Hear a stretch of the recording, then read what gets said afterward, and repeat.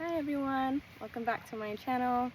I'm going to be reading the next portion of my grandfather's book, What the Church Never Tells Laymen. This is the general introduction. In recent years, Christianity has come under a great deal of criticism, from within as well as without. The institutional church has been racked with problems in both the Protestant and Catholic branches. From Jimmy Swaggart and Jim Baker to the Vatican Bank scandal, there have been many embarrassments for faithful Christians. But shady financial deals and sexual misconduct by a few miscreants have been only the tip of the iceberg. There are deeper, more important problems. Membership in mainline denominations has dropped off significantly. Financial contributions are down in the TV ministry. Oral Roberts has had to close his hospital and cut back in other areas, for instance. The Catholic Church has been operating at a financial loss, and several Catholic churches have closed, along with church schools. Recruitment of nuns and priests has become a major problem. Internationally, the picture is much the same. Significant reductions in the number of churches and in memberships have taken place in Europe.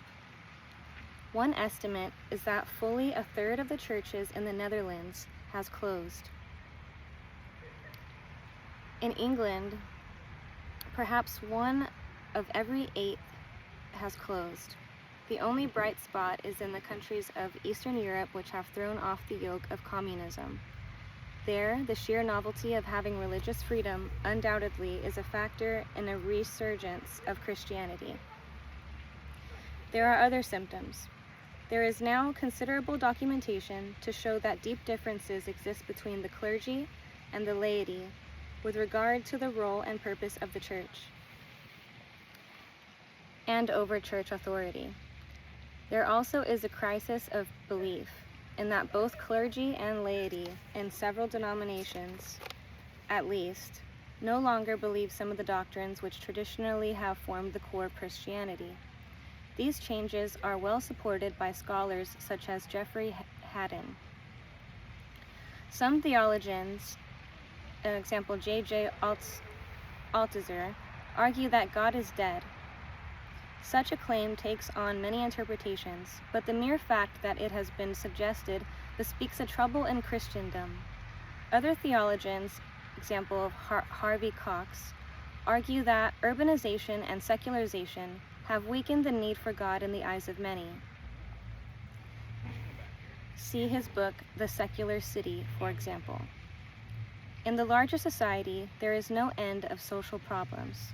Crime, delinquency, and violence, drug and alcohol abuse, hunger and poverty and homelessness, racial and ethnic tensions, family violence and divorce, pollution and environmental abuse, overpopulation, war, often among groups which ostensibly worship the same God, example Jews and Christians and Muslims.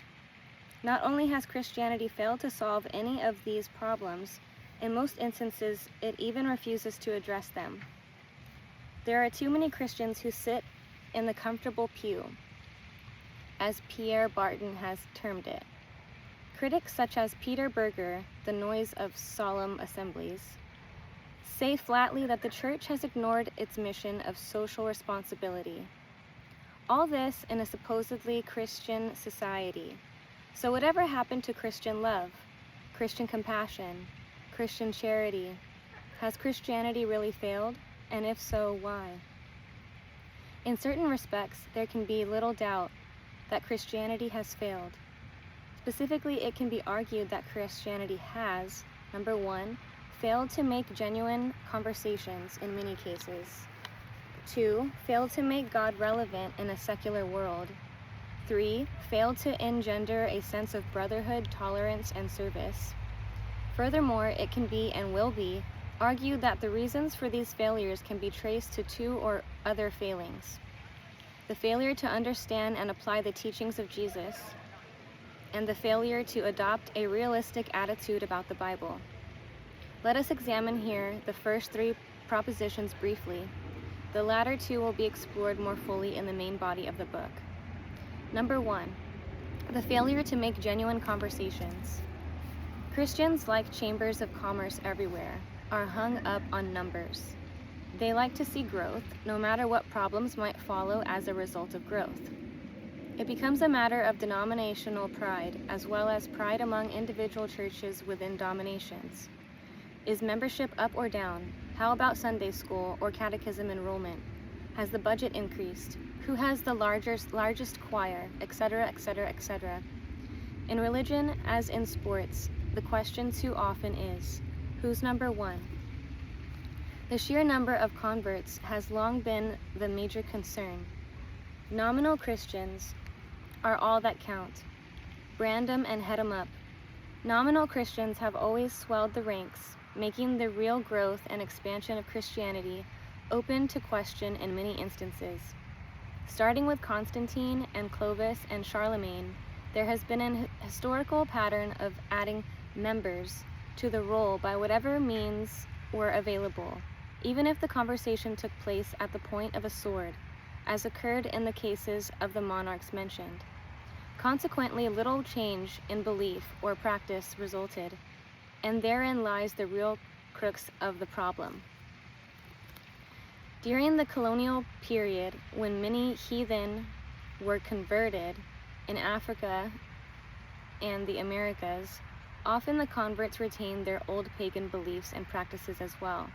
Sometimes their old and new religions were practiced side by side, or became mixed in various ways.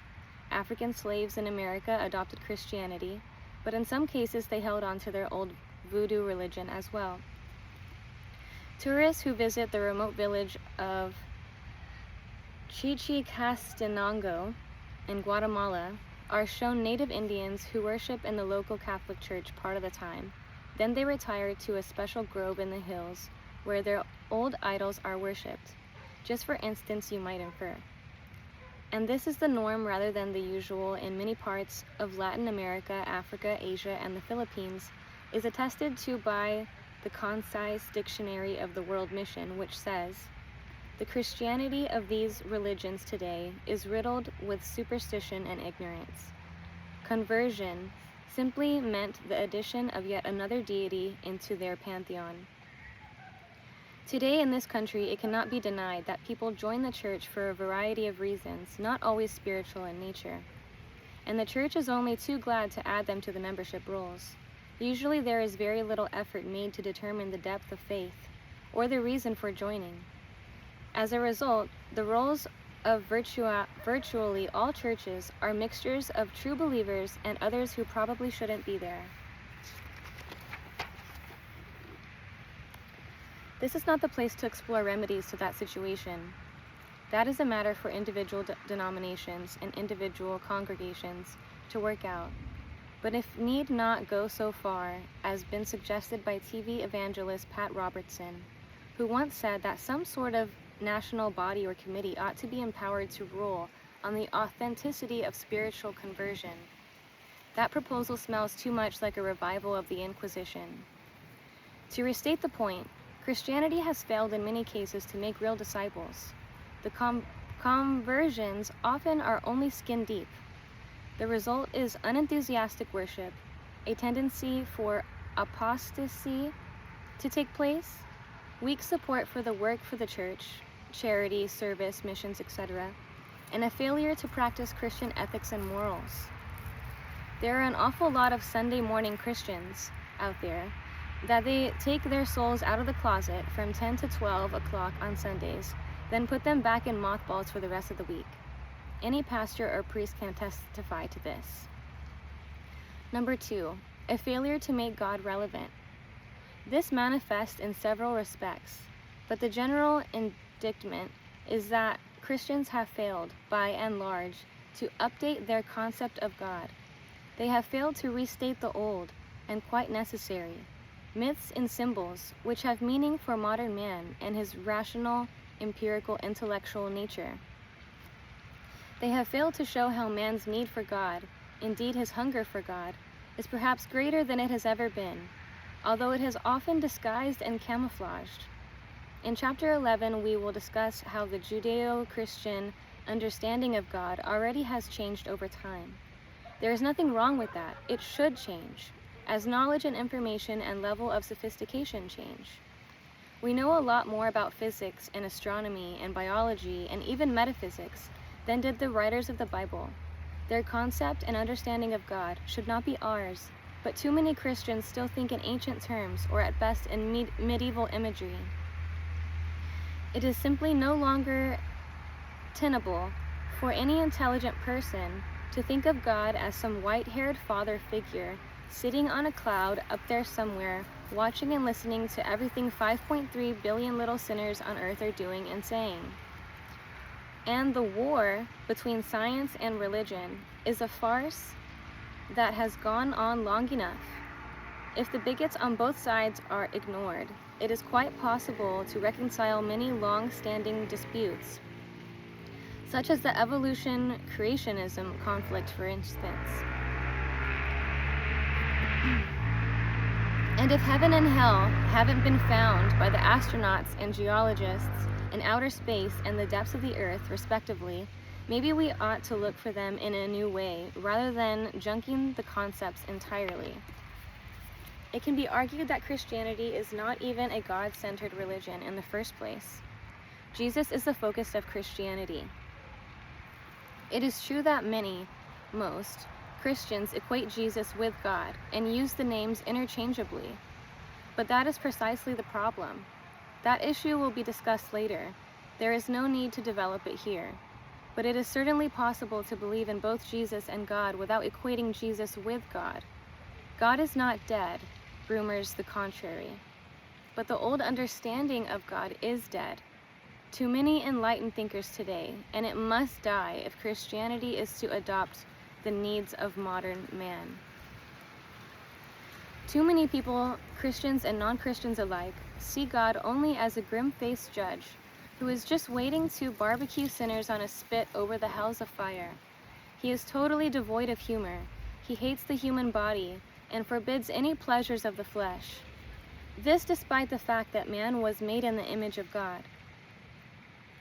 God is not even interesting to talk about, judging from the attention he commands in the lives and conversations of many Christians.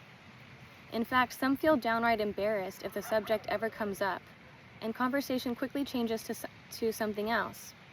There is not a whole lot of witnessing going on. Christianity has never dealt satisfactorily with the problem of evil. Invoking Satan or the devil as a scapegoat was okay for Jewish sheep herders in ancient times. And it even worked well during medieval times when people still were largely ignorant and superstitious. But that was before Freud and Jung. It doesn't parse today, not in the age of television, space exploration, and the pill. Let it be granted that there are two kinds of fools. One kind says, "This is old, therefore it is good." The other kind says, "This is new, therefore it is better." Christians need to rethink their concept of God and express that concept in modern imagery. That does not require the basic truths be discarded. There is no need to eliminate ritualism and ceremony, but they might be revised and modified. It is not necessary to replace faith with reason. Both are necessary, and a new balance between them must be found. Faith no longer must be equated with a suspension. Faith no longer must be equated with a suspension of all critical judgment. Today, you cannot throw a little fairy dust in people's eyes and expect to get away with it. Old myths about God and the relationship between God and man must be replaced, not eliminated, with new and better myths. 3. The failure to engender true brotherhood. Christians are fond of saying that all men are brothers. A good deal of lip service is given to that. In practice, not much evidence can be found to back it up.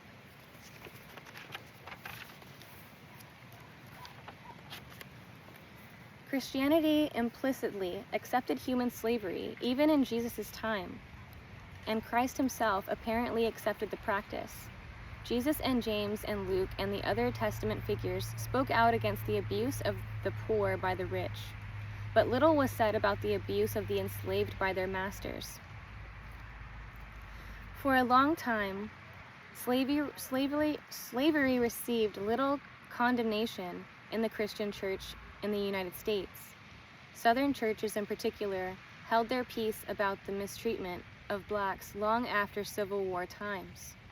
Despite civil rights legislation and numerous court rulings, the church remains arguably the nation's most segregated institution. Theoretically, by Christian precept, it ought to be, at least. An Associated Press news story in September 1989 reported that 7 in 10 Black Americans say they are Methodist or Baptist, according to a Gallup poll. Yet in the Southern Baptist Convention, the largest Protestant denomination, only about 3% estimated are Black. In the United Methodist Church, about 4% estimated are Black. Ironically, segregation is even higher in the Black churches. Less than 1% of the National Black Baptist Convention USA is white. Segregation and prejudice work both ways. As late as January 1990, the National Baptist Convention USA actually sought to counter efforts by the Southern Baptist Convention to lure away its Black members. Within the SBC, there was a Black church development section, which in itself bespeaks of continual separatism. The AP story quoted Reverend Charles White, a white Presbyterian, as saying that Sunday morning is the most segregated time in the country. But segregation in the church is only a manifestation of the larger problem. As a whole, Christianity has been noticeably reluctant to fight for civil rights for Blacks and other racial ethnic minorities. It is true that some clergy and laity have participated in marches and demonstrations and other activities in behalf of the civil rights movement. It also is true that A, they were exceptions rather than the rule, and B, their efforts were opposed and criticized by the great body of Christians. The struggle for social and political and economic progress for minorities and women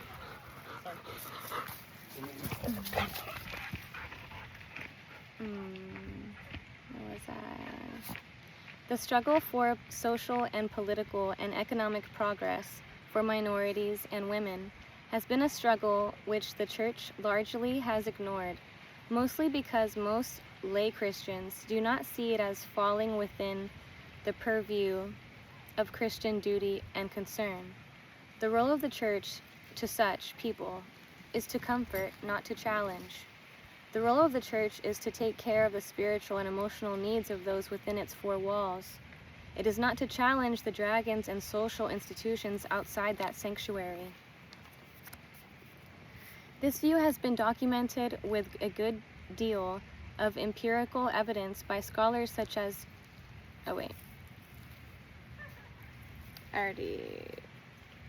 Should I read that part? Yeah. This view has been documented with a good deal of empirical evidence by scholars such as Jeffrey Haddon, referred to earlier, Charles Glock and Rodney Stark, William Stringfellow, Wesley and Beverly Allen Smith, Howard Ellison, and several others.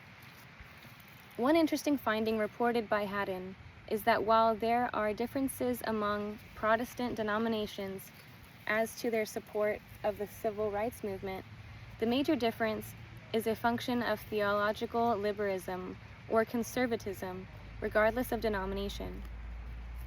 The people who believe strongest in literal interpretations of the Bible and its inerrancy are the people who go to church the most and support it financially the most. Yet they are also people who show the least support for the civil rights movement. The most devoted Christians are those who show the least concern for the problems and suffering of their fellow man, not only with regard to civil rights, but other social problems as well. Clearly something is wrong here. Whatever happened to the principles of the Sermon on the Mount? The answer is, they got clobbered by Paulism, but that is getting ahead of the story. Christians do not practice what they preach when it comes to brotherhood, and the problem isn't limited to race relations and social injustice. The painful truth is that Christians just don't get along with anybody much, not even with other Christians. Sunday after Sunday, in pulpit after pulpit, sermons are preached which attack other denominations, often in the bitterest of terms. The sheer number of sects and factions in Christendom is proof in itself that Christians fight among themselves and don't agree on many theological points. The research to date by Haddon, Glock, and Stark, etc., indicates that, assumptions to the contrary, there is no shared consensus of belief among Christians regarding the fundamental doctrinal issues. As Time magazine once put it, not only are the traditional denominations failing to get their message across, they are increasingly unsure just what the message is. Disagreements among Christians date back to the earliest times, to the apostles themselves. The church fathers often disagreed with each other. Anathemas was hurled left and right. Example, in the 5th century, Nestorius, the bishop of Constantinople, objected to calling Mary the Mother of God. Cyril of Alexandria, another bishop, issued 12 anathemas against him. Nestorius returned the favor, firing back 12 anathemas against Cyril. Sounds like Catholics and Baptists today, doesn't it?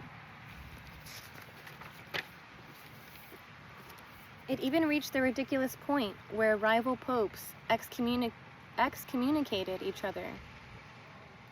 That happened in 1054, when the Bishop of Rome and the Patriarch of Constantinople excommunicated each other in a fierce struggle for leadership of the church.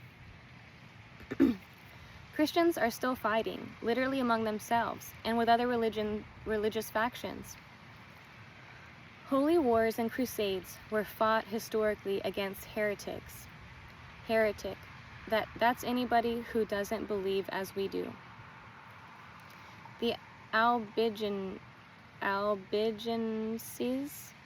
Albigenses crusade pitted Christian Group A against Christian Group B, as did the 30 Years' War.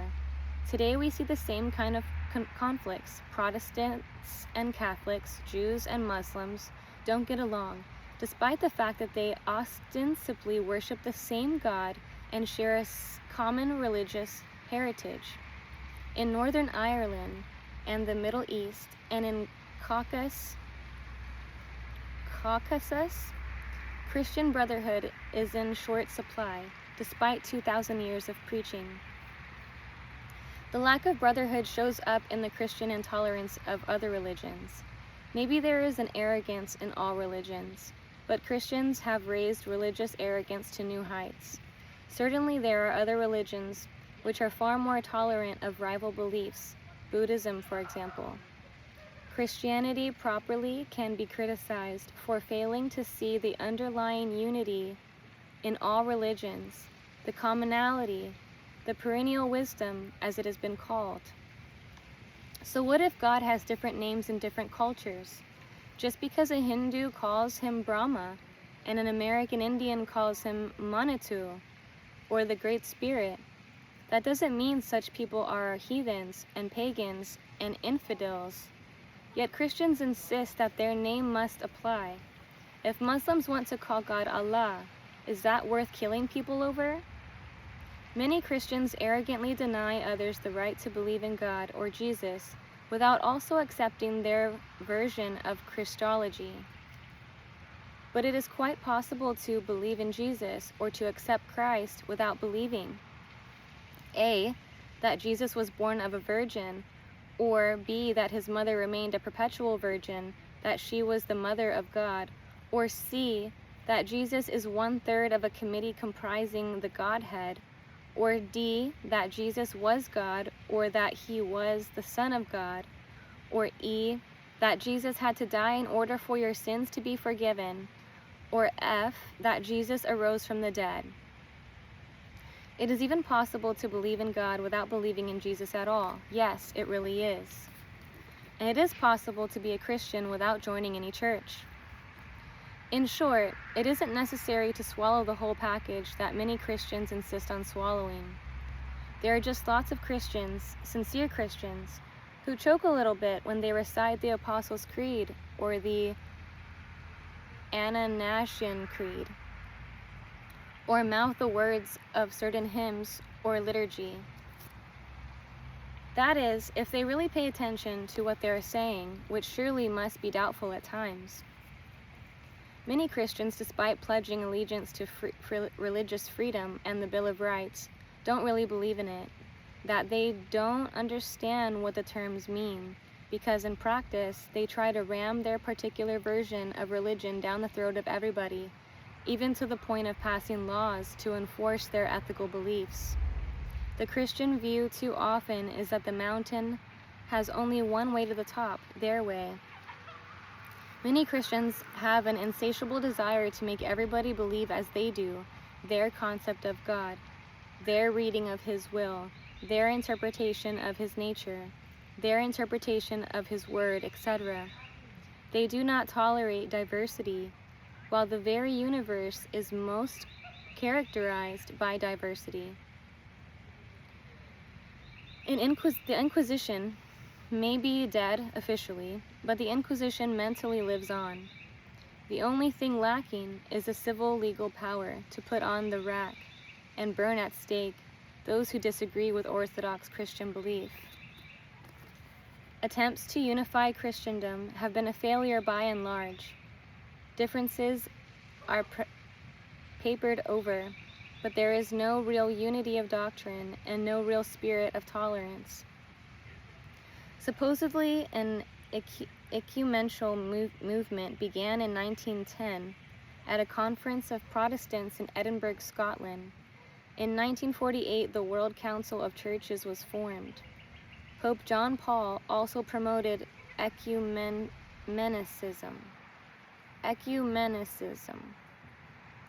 In 1989, a huge gathering of denominations took place in Basel, Switzerland, seeking to find and promote Christian unity. Such efforts surely must be commended, yet the Roman Catholic Church, the largest denomination in Christendom, is not a member of the World Council of Churches. And let me read that again. The Roman Catholic Church, the largest denomination in Christendom, is not a member of the World Council of Churches, and no denomination is accepted into the World WCC unless it endorses the doctrine of the Trinity. This excludes the Unitarians, for example. Even in the ecumenical movement, there is still arrogance and exclusivity practiced. You must believe as I believe, or you are not my Christian brother. That is the operant principle. Christians also tend to be arrogant about ethics. There is absolutely no evidence to show that Christians are more ethical or moral than, say, Muslims or Confucianists. But Christians persist in judging others by their standards. And it does not to say that their standards are God's standards, because A, they are very selective about which of God's standards, i.e. the Mosaic Law, they choose to endorse, picking some and omitting others. And B, they assume that God does not, and has never, give any truths to anybody who wasn't a Jew or Christian. That is not only arrogance, it is circular reasoning. There is also the question of sisterhood, as well as brotherhood.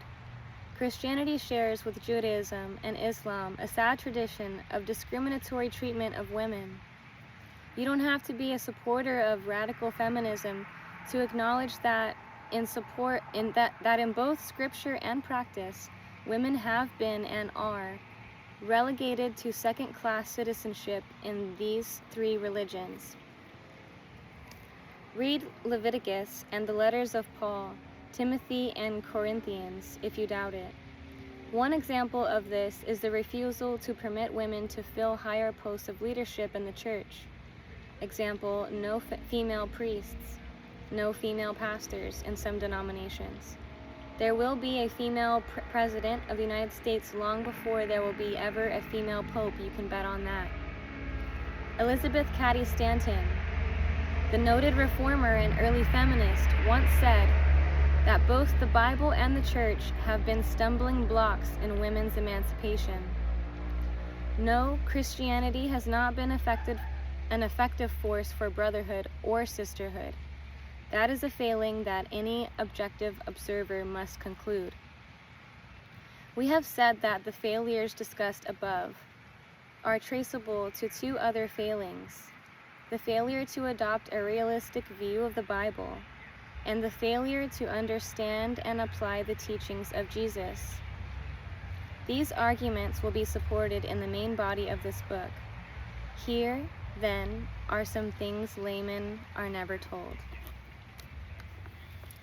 And then it's part 1, the biblical tradition, and chapter 1, how the Bible came to be, which I will start in the next video. I hope you enjoyed, and we'll see you soon.